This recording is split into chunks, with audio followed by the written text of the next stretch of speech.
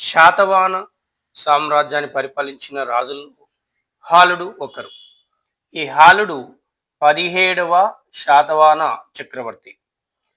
హాలుడు దక్షిణ భారతదేశంలోనే తొలి కవివత్సలుడు, కవిరాజు అనే బిరుదు పొందినటువంటి వ్యక్తి హాలుడు. హాలుడు స్వయంగా గాథా సప్తసతి అనేటటువంటి గ్రంథాన్ని రాయడం అనేది జరిగింది. ఈ గాథా సప్తసతి 700 శృంగార పద్యాలతో కూడుకున్నటువంటి గ్రంథం.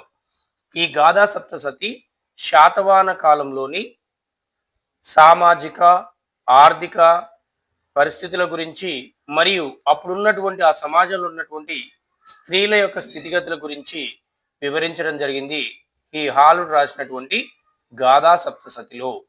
అలాగే హాలుని కాలంలో ప్రాకృత భాష స్వర్ణయుగాన్ని చూసిందని చెప్పవచ్చును.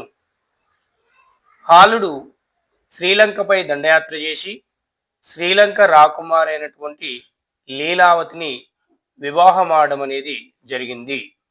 ఈ అంశము కుతూహలుడు రాసినటువంటి లీలావతి పరిణయం అనేటటువంటి గ్రంథంలో తెలియజేస్తుంది మనకు.